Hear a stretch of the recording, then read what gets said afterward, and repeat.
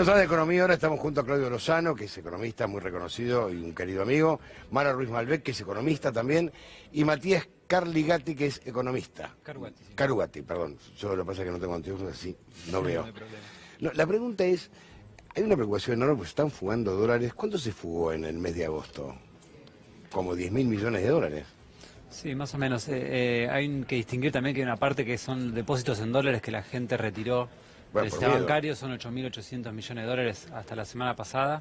De vuelta, por miedo a que pase algo con el sistema financiero, aunque hay que aclarar, el sistema bancario es mucho más sólido ahora que lo que supimos tener. Obviamente la memoria de los argentinos vuelve recurrentemente al 2001 y al corralito y a lo que pasó con los depósitos, pero en este caso el sistema, como te decía, estaba mucho más sólido. Primero porque la mitad de la plata de los dólares que están en los bancos están encajados, un poquito menos ahora después de esta salida de depósitos, y el resto está prestado a empresas que exportan, es decir, empresas que generan dólares, no como en el 2001 que estaba completamente descalzado depósitos y préstamos. Entonces la gente tiene el temor, aunque obviamente desde el gobierno y desde el sistema financiero, mismo los bancos están tratando de calmar ese temor.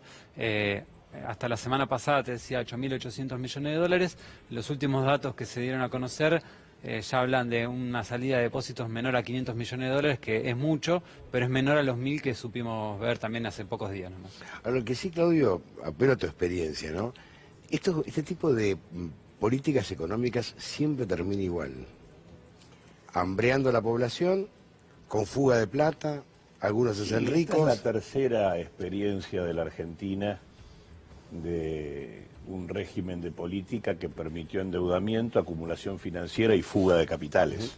Y efectivamente es una especie de final anunciado, tanto en términos del impacto social como en términos de la desestabilización de las variables financieras y cambiarias. Pero a mí me parece que más allá de eso, que es lo general, el problema es que estamos viviendo, a partir de la derrota del gobierno en las PASO, un escenario en donde el gobierno se ha preocupado por dos cuestiones. En primer lugar, en una suerte de estrategia de escarmiento sobre la sociedad. El lunes.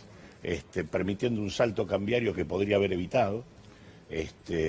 Y dando como resultado un escenario de mayor nivel de precios, de caída del poder adquisitivo, de suba de la tasa de interés, de profundización de la recesión, de impacto en términos de mayor pobreza y hambre.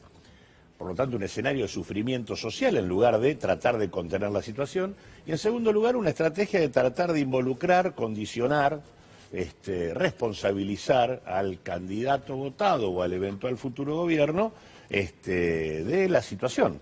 En donde incluso tuvo como parte del acuerdo la estrategia de la misión del fondo, que en lo que pretendió es que de alguna manera Alberto Fernández le suscribiera el acuerdo tal cual estaba. Así que me parece que eso ha dado un resultado concreto, que tanto la medida de el lunes como la decisión de una cesación de pagos unilateral en un contexto de debilidad política y sin control en el movimiento de capitales ni control cambiario, francamente son dos disparates.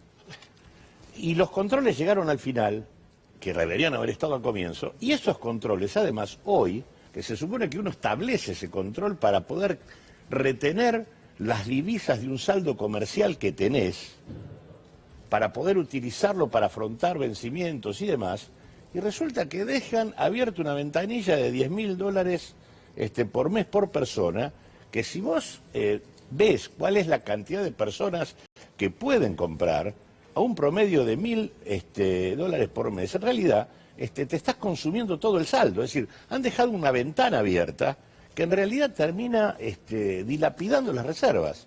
Entonces, la verdad que es un escenario preocupante en ese sentido, ¿no? Más allá incluso de que todavía está prendido con alfileres porque depende del aval del fondo y de la decisión de los exportadores de liquidar.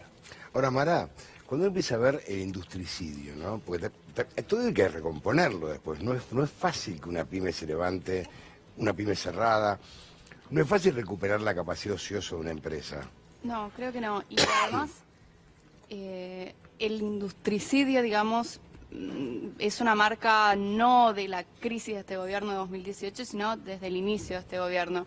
Si bien la industria y la economía ya venía como más detenida desde 2011, la verdad es que había un montón de políticas que apuntaban por lo menos a sostener el nivel y sobre todo a sostener el empleo en la industria. Y esto es muy importante porque el empleo industrial hasta 2015 no había caído y a partir de 2016 empieza a caer de a montones. Y empleo industrial estamos hablando de gente que se ocupa en un empleo que tiene una cierta calidad, que agrega un cierto valor y que probablemente cuando sale de ese empleo porque no tiene la formación educativa, porque no tiene las credenciales, porque trabajaba en un aserradero o en una textil, Curtiembre. ahora no puede encontrar otro empleo de esa misma nivel de calidad y que agregue ese mismo valor. Entonces tiene deteriorado su salario y sus capacidades que no sirven para otros sectores.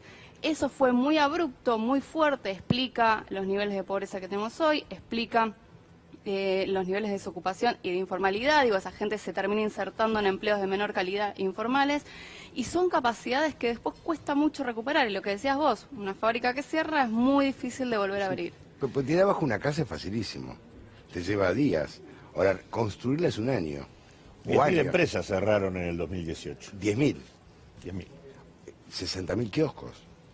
Si no te pensás que en un país cerraron 60.000 kioscos, y la mayoría van a las casas. Cuando recorres el conurbano, por ejemplo, es muy común ver, donde había un kiosco, ahora es un garage de la casa, una casa familiar, media escondida te venden cigarrillos.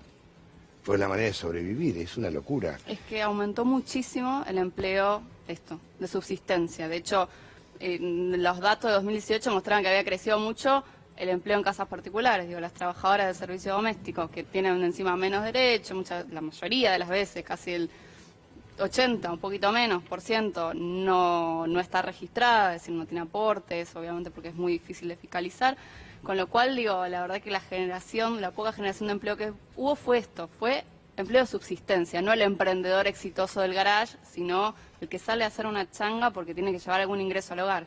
Pues también Pero incluso eso es lo que amortiguó el impacto en términos de que mayor tasa de desempleo.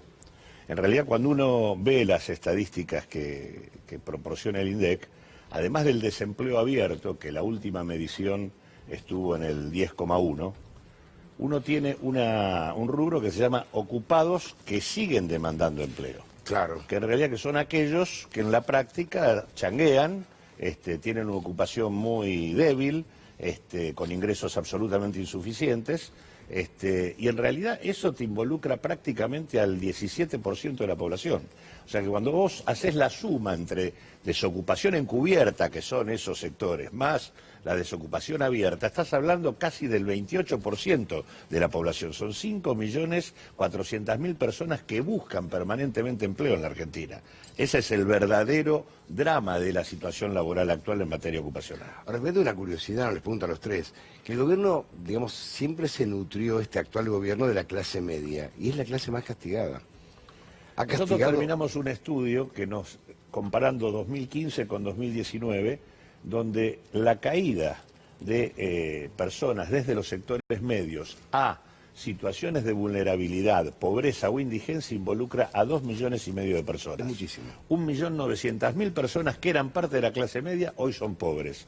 490.000 personas que eran parte de la clase media hoy son indigentes. Y el resto, lo que falta, está en situación de riesgo o vulnerabilidad por debajo de una canasta promedio. Esa es la situación, que por otra parte explica en gran medida buena parte del resultado electoral que tuvo ¿Cuál es el gobierno. porcentaje, Claudio? ¿Me repetí los números? Porque realmente 2,5 millones de personas que formaban parte de las clases media en la Argentina al comienzo del gobierno de Cambiemos, hoy son parte de personas en situación de vulnerabilidad, por debajo de una canasta promedio. 15 millones son pobres, y los otros 10 millones no llegan a fin de mes. Claro, es una cifra, es un disparate. Y sí, eso sucede con cada crisis de Argentina, ¿no? Que el nivel de pobreza sube, después cuando baja no retrocede al mismo nivel del que partió, sino que vamos teniendo escalones cada vez más altos. En los primeros 2 años de este gobierno tal vez vimos una mejora en el avance de lo que es el combate a la pobreza, pero obviamente El 2018 fue más que una crisis cambiaria, sino una crisis económica de magnitud, y por eso tenemos ya la pobreza arriba del 35%. Vamos a ver las cifras que se van a dar a conocer ahora en septiembre, las oficiales, pero de todas maneras estamos hablando de más de 1 de cada 3 argentinos bajo la línea de pobreza que además afecta proporcionalmente más a la gente joven, y eso ya es un doble problema porque después es más difícil de resolver. Dame un segundito, hacemos una pausa, ya venimos.